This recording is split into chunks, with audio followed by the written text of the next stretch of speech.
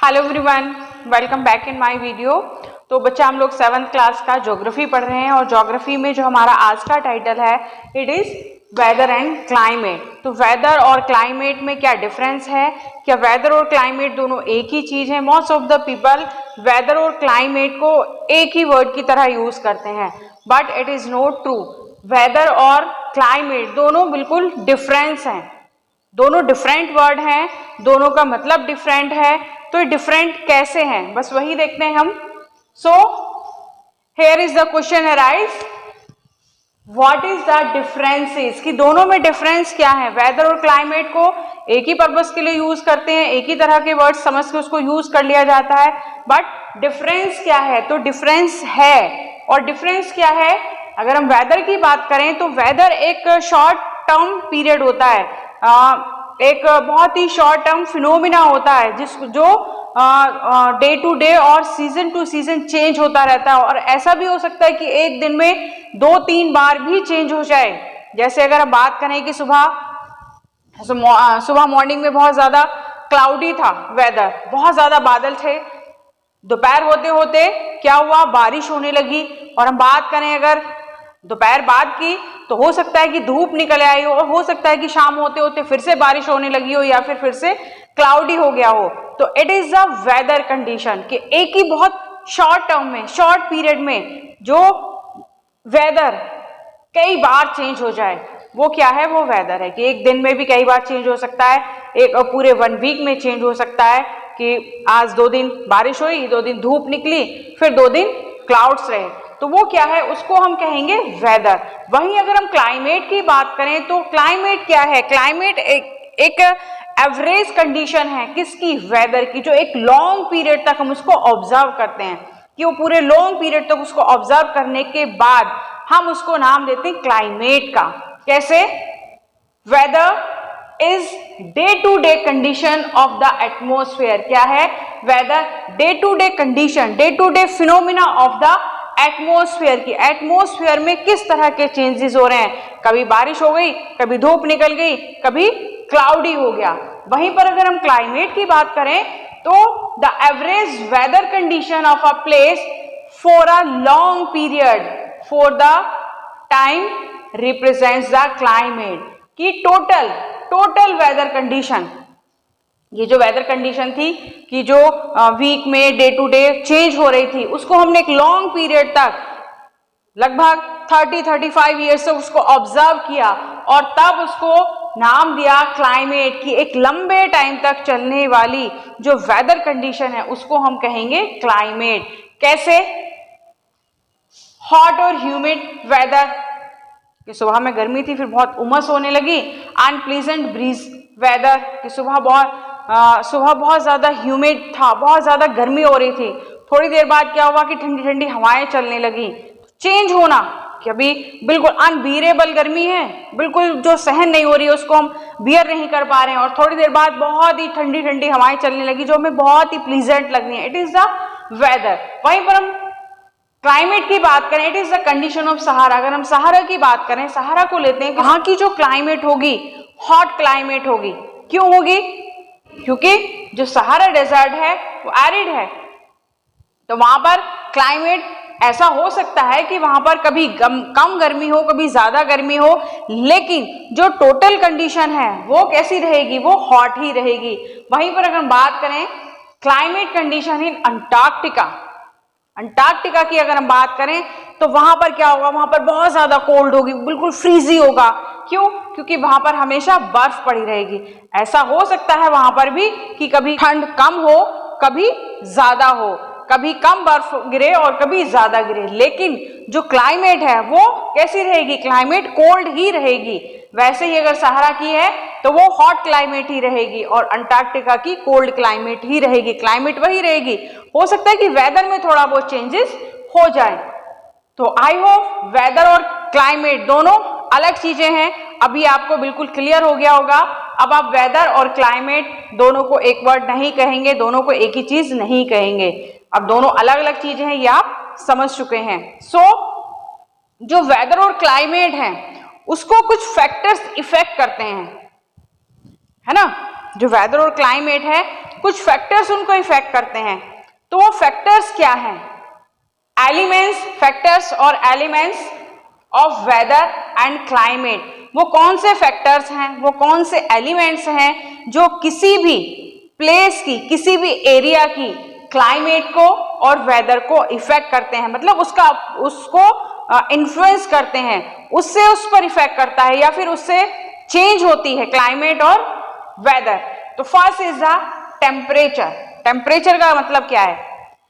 Temperature the degree of hotness and coldness of the air, it is known at the temperature. क्या कहा है? The degree of hotness and coldness of the air. Air में, हवा में कितनी गर्मी है, कितनी ठंड है, वो बताती है क्या? उसको हम कहते हैं टेम्परेचर। जो लैंड एरिया है वो बहुत जल्दी हीटअप हो जाता है, जो रॉक्स है बहुत जल्दी गर्म हो जाती हैं, अगर उनके ऊपर वर्टिकल रेज आ रही हैं तो बहुत जल्दी हीटअप हो जाएंगी। वहीं अगर हम वाटर की बात करें तो वाटर बहुत देर से गर्म होता है और वहीं बहुत देर से ही ठंडा होता है। तो जब लैंड एरिया बहुत जल्दी हीटअप हो जाता है तो वहां पर जो प्रेजेंट एयर है, ये हमें पता है कि हर जगह एयर प्रेजेंट है, तो वो क्या करती है? वो एयर को भी गर्म कर देती है। अब एयर कितनी गर्म है और कितनी ठंडी है, यही डिपेंड करता है कि वहां का टेम्परेचर क्या होगा, वहां पर टेम्परेचर किस तरह का पाया जाएगा। सो नेचर ऑफ टेम्परेचर की अगर हम बात करें कि टेम्परेचर का नेचर किस तरह का है, तो इट इज नॉट पॉसिबल कि हर जगह एक ही जैसा टेम्परेचर हो। टेम्परेचर में क्या होती है? वेरियस टेम्परेचर होता है, हर जगह का टेम्परेचर अलग अलग होता है। कैसे? It's change between day and night from season two season. Day और नाइट में चेंज हो सकता है। कैसे हो सकता है? कि दिन में बहुत तेज धूप है तो क्या होगा? टेम्परेचर हाई होगा, गर्मी होगी बहुत, और वहीं पर जब सनसेट हो जाएगा, सूरज चला जाएगा, तो क्या होगा? टेम्परेचर डाउन हो जाएगा, जो रात का टेम्परेचर है वो कम हो जाएगा। वहीं पर अगर हम सीजन की बात करें तो सीजन में भी टेम्परेचर अलग अलग होता है। अगर हम समर की बात करें तो समर्स में टेम्परेचर 45 तक पहुंच जाता है, बहुत ज़्यादा होता है, और वहीं पर हम विंटर सीजन की बात करें तो विंटर में टेम्परेचर कम होता है।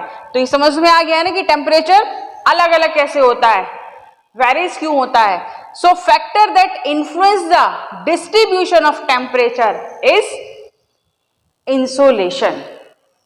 वो फैक्टर जो डिस्ट्रीब्यूशन ऑफ टेम्परेचर को इन्फ्लुएंस करता है वो क्या है? वो है इंसुलेशन। और इंसुलेशन क्या है? It is the rays of the सन।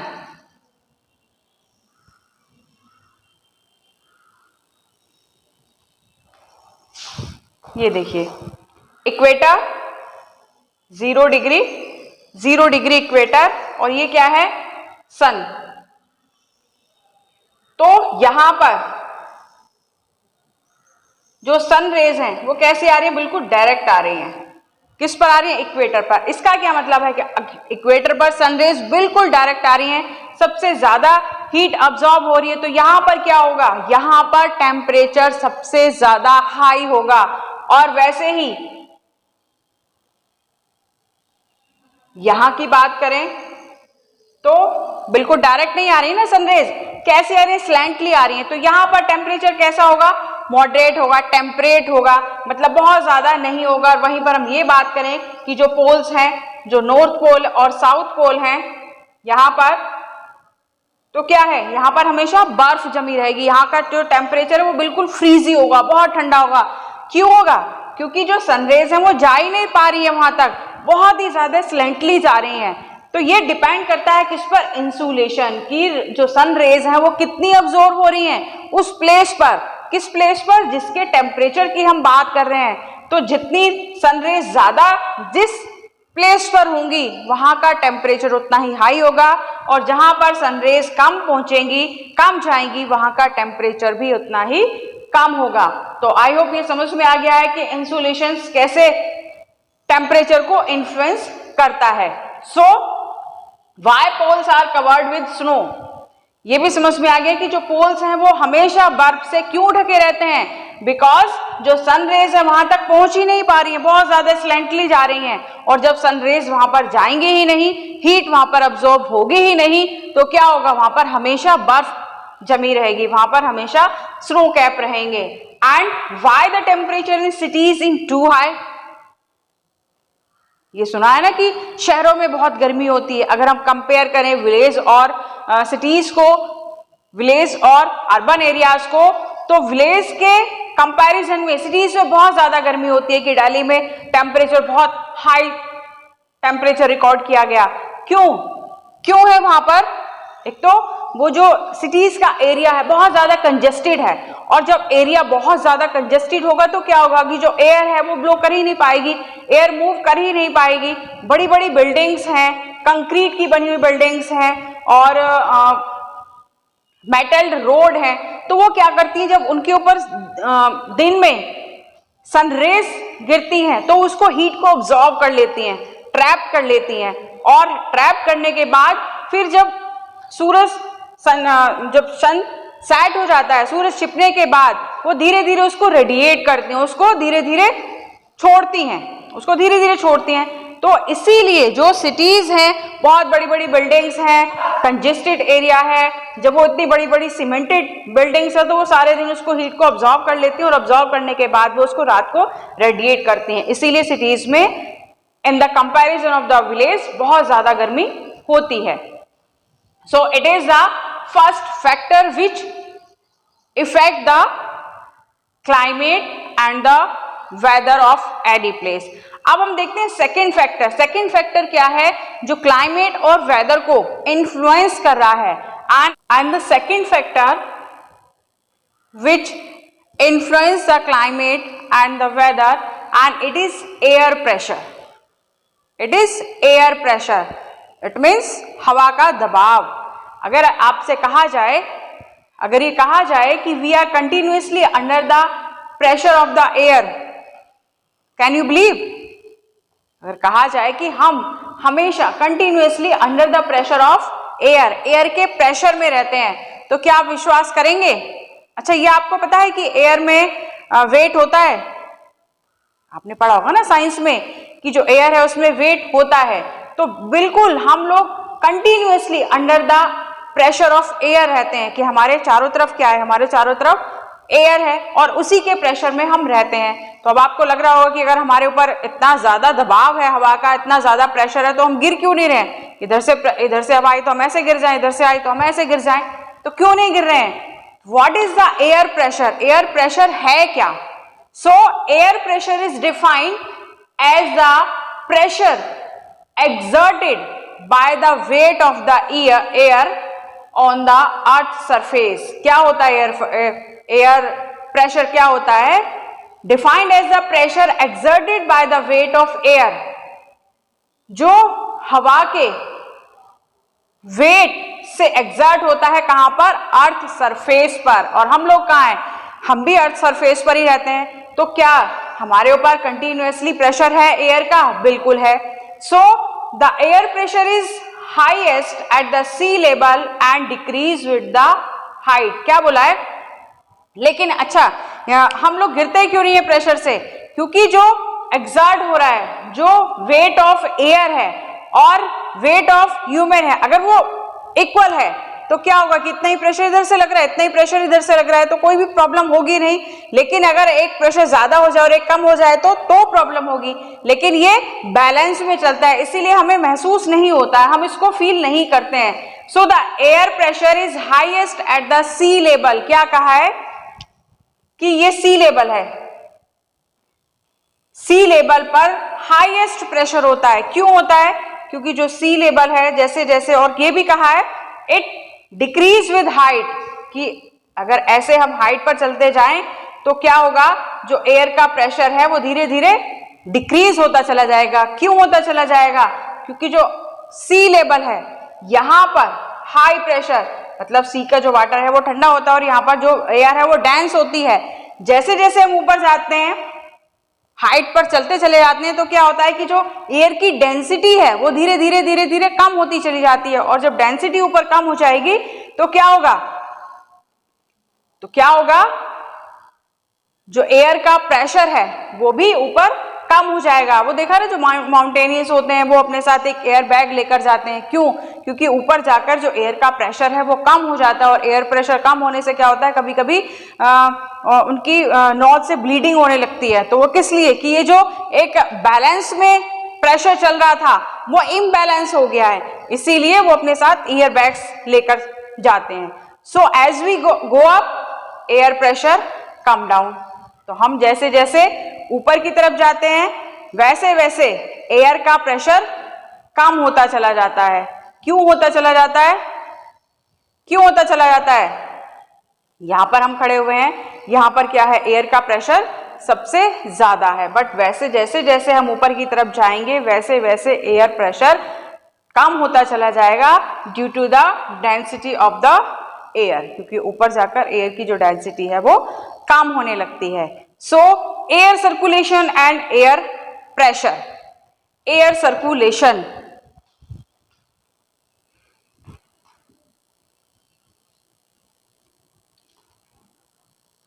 जैसे ये हमारा 0 डिग्री इक्वेटर है, ये 0 डिग्री इक्वेटर है, और यहां पर हम इसको डिनोट करते हैं, यहां पर 0 डिग्री इक्वेटर। और यहां पर क्योंकि सबसे ज्यादा इंसुलेशंस आ रहे हैं, तो क्या होगा कि यहां से हवाएं ऊपर उठेंगी। क्यों उठेंगी? क्योंकि जो एयर है, जो एयर मासेस है वो वार्म अप हो गए हैं, हवाएं जो है वो गर्म हो गई। गर्म क्यों हो गई? सबसे ज्यादा हीट अब्सॉर्ब हो रही है यहाँ पर, सबसे ज्यादा, क्योंकि इक्वेटोरियल प्लेस है। इक्वेटोरियल प्लेस है तो यहाँ पर सबसे ज्यादा सनरेज आ रही है और सबसे ज्यादा हीट अब्सॉर्ब हो रही है। जब हीट अब्सॉर्ब हो रही है तो यहाँ पर जो एयर मासेस है वो वार्म अप हो जाएंगे, और वार्म अप होने के बाद वो ऊपर की तरफ उठना शुरू करेंगे। आपने देखा है कि जब समर सीजन में आप किसी बंद कमरे में कुछ टाइम के बाद जाकर फैन ऑन करते हो तो सबसे पहले आपको बहुत गर्म हवा लगती है। तो वो गर्म हवा क्या है? वो वही गर्म हवा है जो राइज अप, जो गर्म होने से ऊपर की तरफ चलेगी। जैसे एयर बैलून देखे ना आपने, जो ऊपर उड़ते रहते हैं, जो गर्म हवा के गुब्बारे हैं, तो जब तक वो एयर वार्म होती है वो मूव करते रहते हैं, और जब जैसे जैसे वो एयर कोल्ड हो जाती है, ठंडी हो जाती है, तो वो बैलून नीचे आ जाते हैं। वैसे ही एयर सर्कुलेशन कि यहां पर गई, और यहां पर क्या हुआ, यहां पर सब ट्रॉपिकल, जहां पर क्लाइमेट टेम्परेट होती है, जहां पर ना बहुत ज्यादा गर्मी है और ना बहुत ज्यादा ठंड है, तो क्या होगा, ये टर्न हो जाएगी और यहां पर सबसीड हो जाएगी एयर। अब कहां पर आ गई? सरफेस पर आ गई, और सरफेस पर वो ऐसे ब्लो होने लगती है। तो ये क्या हो गया? एक एयर सर्कुलेशन हो गया। यहां पर हाई प्रेशर है, यहां की बात करें हम, यहां पर हाई प्रेशर है और यहां पर लो प्रेशर है। लो प्रेशर क्यों है यहां पर? क्योंकि यहां पर हीट अब्सॉर्ब हुई, हवाएं यहां की गर्म हुई, और गर्म होने के बाद हवाएं ऊपर उठ गई। अब जब हवाएं ऊपर उठ गई तो ये प्लेस तो ब्लैंक हो गया ना, खाली हो गया ये प्लेस। अब इस खाली प्लेस को भरने के लिए क्या होगा कि ये आसपास का जो हाई प्रेशर एरिया है वहां से मूव होना शुरू करेंगी, और किस तरफ चलेंगी? जो टेंडेंसी है विंड्स की वो हमेशा किस तरफ फ्लो करती है? High pressure to low pressure, high pressure से लो प्रेशर की तरफ, क्योंकि यहाँ पर एक वैक्यूम क्रिएट हो गया, वैक्यूम बन गया जो हाई प्रेशर विंड्स को अपनी तरफ अट्रैक्ट करेगा। It is the air circulation and air pressure. यहाँ पर लो एयर प्रेशर है और यहाँ पर हाई एयर प्रेशर है। समझ में आ गया? चलिए, when air heated it expand. क्या होता है कि जब हवा गर्म हो जाती है तो वो एक्सपैंड हो जाती है ना? जब हवा गर्म होती है तो एक्सपैंड हो जाती है, और एक्सपैंड होने के बाद क्या होता है? It become lighter and goes up, हल्की हो जाती है।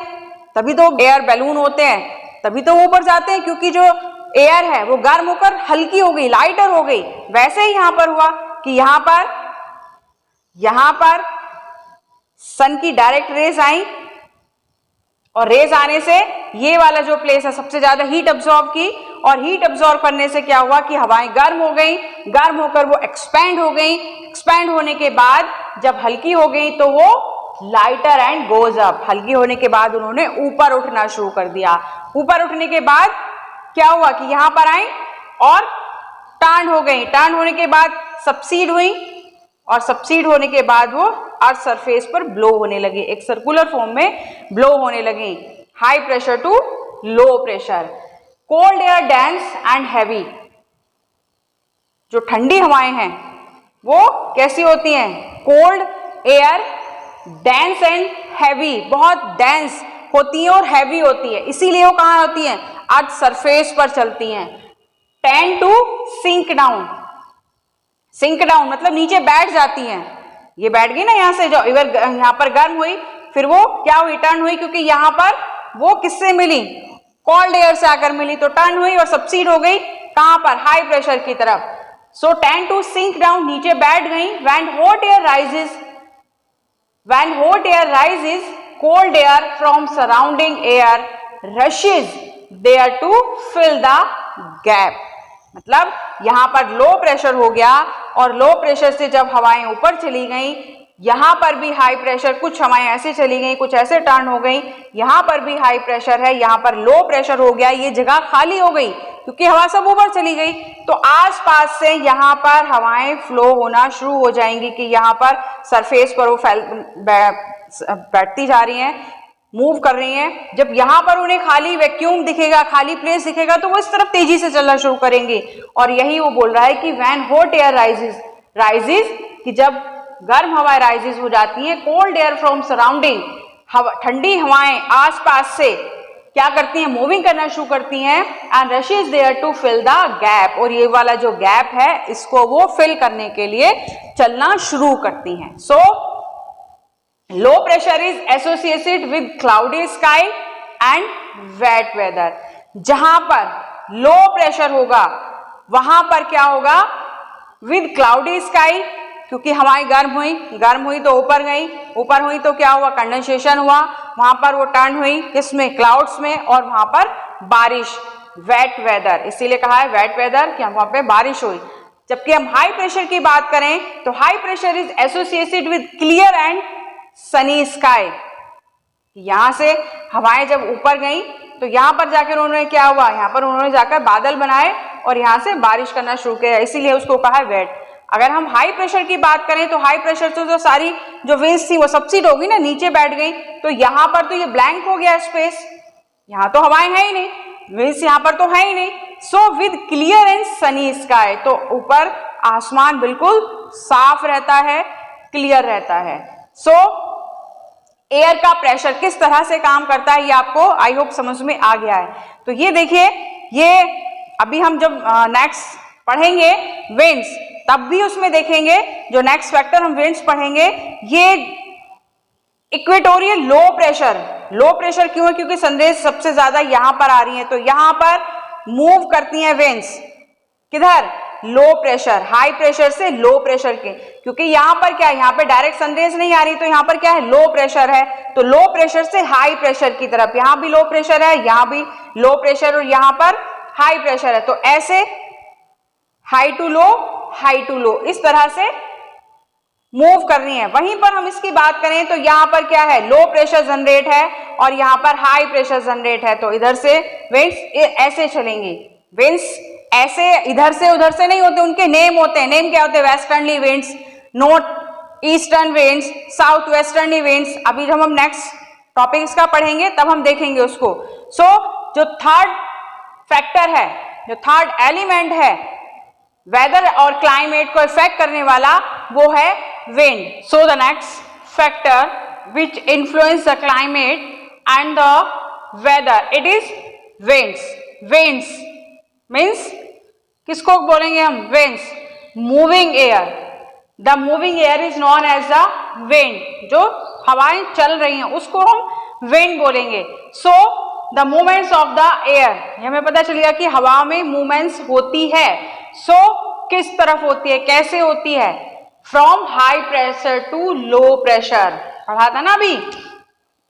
ये यहां पर क्या है? लो प्रेशर, और विंड्स किस तरफ फ्लो होंगी? High pressure. लो की यहां पर लो प्रेशर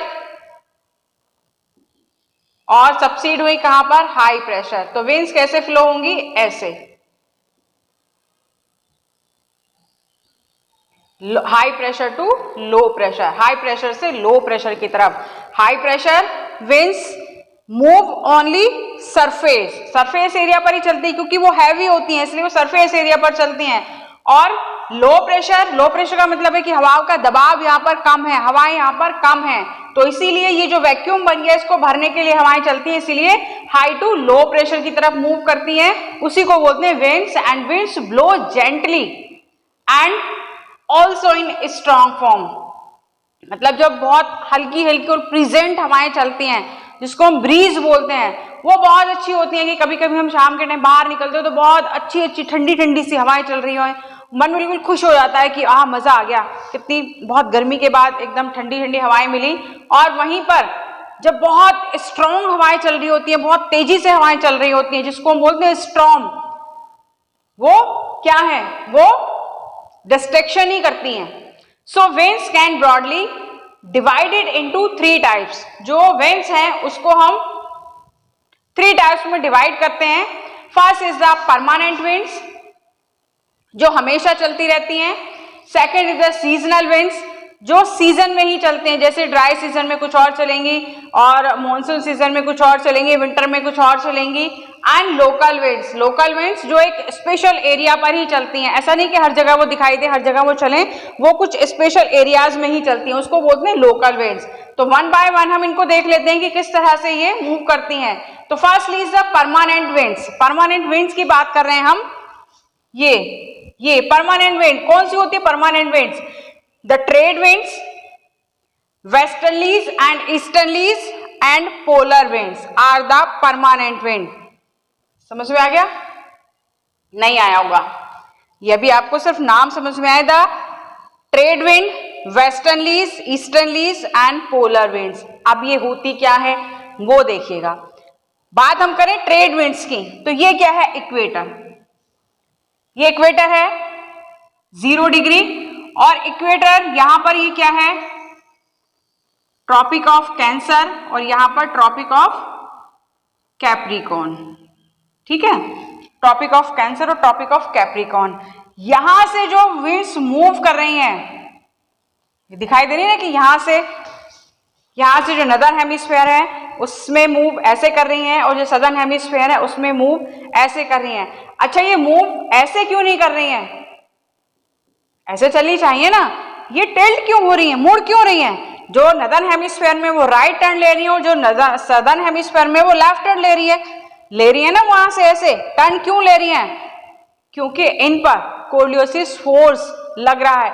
ये सारी चीजें आप 9th क्लास में बहुत डीपली पढ़ेंगे, बहुत अच्छे से पढ़ेंगे, बट अगर आप 7th क्लास में भी इनको बहुत अच्छे से पढ़ेंगे तो आपको 9th क्लास में बहुत हेल्प करेंगे ये। वहां पर आप कोलियोसिस फोर्स को अच्छे से पढ़ेंगे। कोलियोसिस फोर्स की वजह से ये टिल्ट हो जाती हैं, ये मुड़ जाती हैं।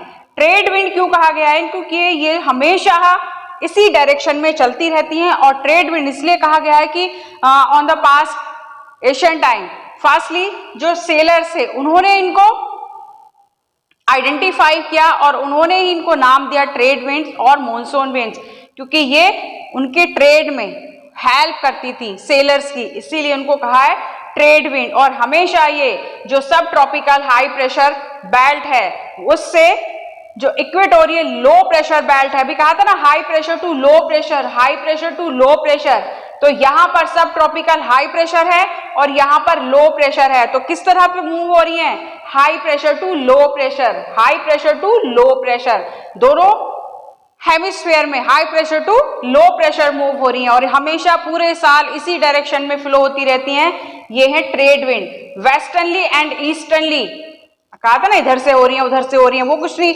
उनका नाम होता है वेस्टर्नली और ईस्टर्नली। कैसे? जहां भी जैसे बात करें हम कि इस तरह से मूव हो रही हैं, तो क्या करना है हमें? ये क्या है? नॉर्थ, ईस्ट, वेस्ट और साउथ। तो यहां से क्या, उसकी टेल को पकड़ लो, टेल कहां पर आ रही है उसकी? नॉर्थ ईस्ट, तो ये क्या हो गई? North easterly winds. North easterly, east direction में आ रही है तो ईस्टर्नली विंड्स हो गई। वेस्टर्नली और ईस्टर्नली, जो वेस्ट डायरेक्शन से आ रही हैं, ये वाली जो इस तरफ फ्लो हो रही हैं, यहां पर जो सब ट्रॉपिकल हाई प्रेशर से सब पोलर लो प्रेशर की तरफ टर्न हो रही है। यहां से दिख रही है ना रेड कलर में, जो ये वाली जो विंड्स इस तरफ फ्लो हो रही हैं और सदर्न हेमिस्फीयर में ऐसे फ्लो हो रही हैं। ये क्या है? सब ट्रॉपिकल हाई प्रेशर से सब पोलर लो प्रेशर की तरफ फ्लो हो रही है ना। यहां पर हाई प्रेशर से इधर लो प्रेशर की तरफ फ्लो हो रही थी, यहां पर हाई प्रेशर से इधर लो प्रेशर की तरफ फ्लो हो रही है। इनको कहा जाता है वेस्टर्नली और ईस्टर्नली। वहीं पर हम बात करें जो पोलर विंड्स हैं, पोलर विंड्स जो नॉर्थ पोल और साउथ पोल पर पाई जाती हैं, वो क्या है? वो सब पोलर लो प्रेशर, और ये क्या है? Polar high pressure. कैसे फ्लो हो रही है? ऐसे हो रही है ना, यहां से ऐसे फ्लो हो रही है ना। इसका मतलब क्या है कि high pressure to low pressure. तो ये पूरा फिनोमेना है, ये पूरे साल इसी डायरेक्शन में फ्लो होती रहती है, अपनी डायरेक्शन को चेंज नहीं करती हैं। So these are all known as the permanent winds, कि ये अपनी डायरेक्शन चेंज नहीं करती, पूरा साल एक ही डायरेक्शन में फ्लो करती रहती हैं। सो इसीलिए इनको कहा जाता है परमानेंट विंड्स। आई होप जो परमानेंट विंड्स हैं वो क्लियर हो गई हैं। ओके, चलिए सेकंड देखते हैं, seasonal winds. Seasonal winds, seasonal winds blow seasonally. These winds change their direction in different season. क्या कहा है? ये जो सीजनली चलती हैं, विंटर सीजन में कुछ और तरह से चल रही हैं और समर सीजन में कुछ और तरह से फ्लो होने लगेंगी, जो अपनी डायरेक्शन को चेंज कर लेती हैं, उनको बोलते हैं seasonal winds. Example, monsoon in India, monsoon in India.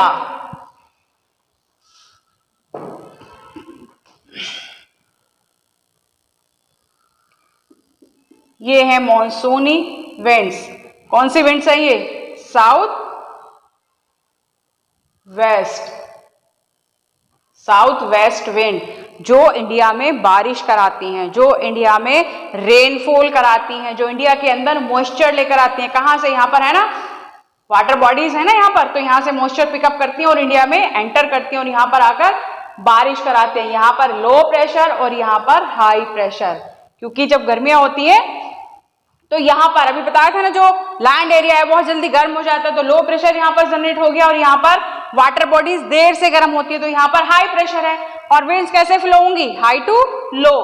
तो high pressure to low pressure flow हो रही हैं, एंड यही विंड्स जब अपनी डायरेक्शन को चेंज कर लेंगी, मतलब जो ऐसे फ्लो हो रही हैं वो अगर इस तरह से फ्लो होने लगे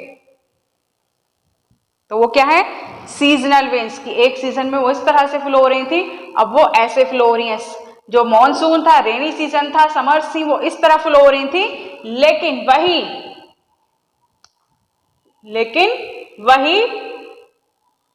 विंटर्स में ऐसे फ्लो होने लगेंगी।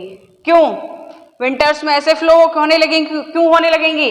क्योंकि विंटर्स में जो लैंड एरिया है वहां पर हाई प्रेशर हो गया, क्योंकि वो ठंडा हो गया, वहां हाई प्रेशर हो गया, लेकिन जो सी है वहां वो अभी गर्म है, तो वहां पर लो प्रेशर जनरेट हो गया। इसीलिए जो विंड्स ऐसे फ्लो हो रही थी वो ऐसे टर्न हो गई और वो इस तरह फ्लो होने लगी। तो क्या हुआ? डायरेक्शन चेंज हो गई ना, कि विंटर में डायरेक्शन कौन सी हो गई? नॉर्थ ईस्ट हो गई, और रेनी में, मॉनसून में कौन सी थी? West, south west. विंटर्स में साउथ वेस्ट, समर्स में साउथ वेस्ट, रेनी सीजन में साउथ वेस्ट विंड चल रही थी, वहीं विंटर में कौन सी हो गई? नॉर्थ ईस्ट विंड हो गई। तो आगे ना समझ में कि डायरेक्शन कैसे चेंज कर लिया है। एग्जाम्पल हमने देखा मॉनसून इन इंडिया, की मॉनसून जब आता है तब साउथ वेस्ट विंड चलती हैं, वही मानसून के बाद जब विंटर्स आती हैं वही अपनी डायरेक्शन चेंज कर लेती हैं और वो बन जाती हैं नॉर्थ ईस्ट विंड्स, ये वाली विंड्स। ठीक है, चलिए आई होप ये समझ में आ गया है। अब देख लेते हैं लोकल विंड। लोकल विंड क्या है? Local winds, these blow only during a particular period of a day. ऐसा नहीं कि हमेशा चलती रहती है और हर जगह चलती हैं। एक पर्टिकुलर डे, एक पर्टिकुलर पीरियड और एक पर्टिकुलर एरिया में चलती हैं।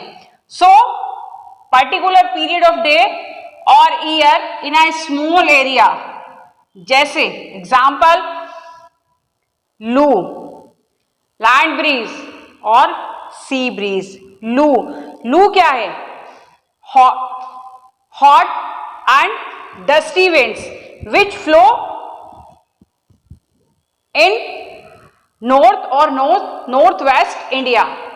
सेंट्रल इंडिया में नहीं चलती, वो नॉर्थ और नॉर्थ वेस्ट इंडिया में जो बहुत गर्म हवाएं चलती हैं, जो बहुत धूल भरी आंधियां चलती है, उसको बोलते हैं हम लू। ऐसा नहीं है कि लू हर जगह चलेंगी, पूरे इंडिया में भी सब जगह नहीं चलती, इसीलिए इसको लोकल विंड का क्या कहा गया है कि वो कुछ एक पर्टिकुलर एरिया में ही चलती हैं।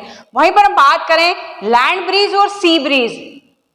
लैंड ब्रीज और सी ब्रीज क्या है? लैंड ब्रीज ये लैंड एरिया है ना, ये लैंड एरिया है। अगर हम बात करें किसकी, अगर हम बात करें समर्स की, तो समर्स की बात करें तो समर्स में जो विंड्स फ्लो होती है वो कैसे होती हैं? सी टू लैंड। समर्स में होती है सी टू लैंड। क्यों? क्योंकि जब गर्मियां होती हैं तो गर्मियों में क्या, लैंड बहुत जल्दी हीटअप हो जाती है, वहीं पर जो वाटर है वो बहुत ज्यादा जिद्दी है, वो गर्म नहीं हो पाता है जल्दी, वो बहुत देर में गर्म होता है। जैसे अभी जो मई जून की जो गर्मियां होती हैं, अगर आप नंगे पैर छत पर चले जाएं तो क्या होगा, आप चल नहीं पाएंगे। वहीं पर अगर आप वहां पर एक बकेट भर के वाटर को रख दें तो उसको आप इजीली छू पाएंगे। तो वहीं पर हमने देखा कि जो लैंड एरिया बहुत जल्दी गर्म हो जाता है और ठंडा भी उतनी जल्दी हो जाता है, लेकिन जो वाटर बॉडी है वो बहुत देर में गर्म होती है और बहुत देर में ठंडी होती है। ये बहुत जिद्दी है कि अच्छा इतना टाइम लगाया मैंने गर्म करने के लिए, अब इतनी जल्दी ठंडा हो जाएगा, नहीं होगा, वो इतनी जल्दी ठंडा नहीं होगा, वो धीरे धीरे ठंडा होगा। तो क्या हुआ कि जो यहां पर लो प्रेशर हो गया, क्योंकि बहुत जल्दी गर्म हो गई तो लो प्रेशर हो गया, लेकिन वाटर बॉडीज अभी तक गर्म नहीं हुई है, तो यहां पर क्या है, हाई प्रेशर है, यहां पर हाई प्रेशर है। इसीलिए जो लैंड ब्रीज चलेंगी वो कैसी चलेंगी, सी टू लैंड।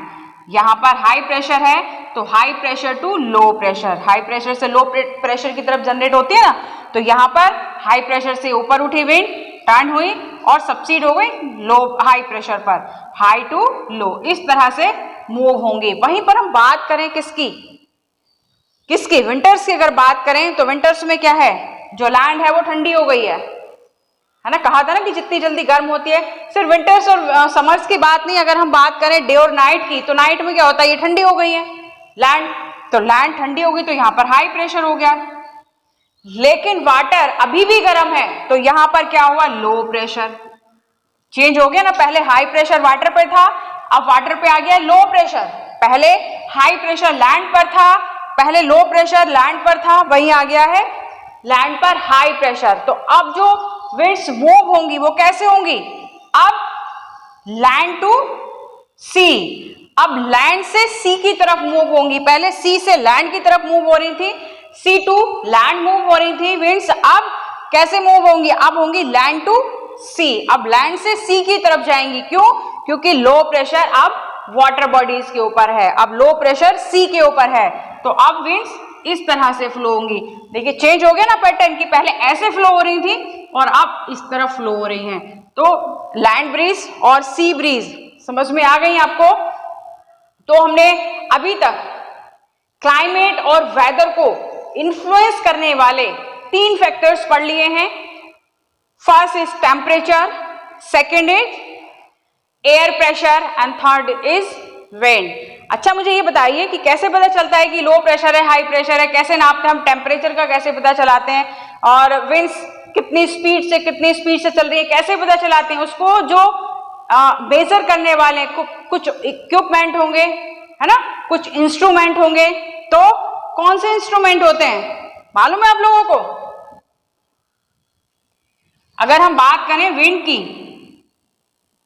तो विंड को किससे मेजर किया जाता है, विंड्स को मेजर करने के लिए एनीमोमीटर जो इंस्ट्रूमेंट है, विंड्स की स्पीड को मेजर करने के लिए एनीमोमीटर। वहीं पर हम टेम्परेचर की बात करें तो उसको किससे नापा जाता है, थर्मोमीटर। किससे, थर्मोमीटर। वहीं पर हम किसकी बात करें, विंड की, sorry pressure and wind, pressure of wind, उसको किससे नापते हैं, बैरोमीटर, है ना, समझ में आ गया ना।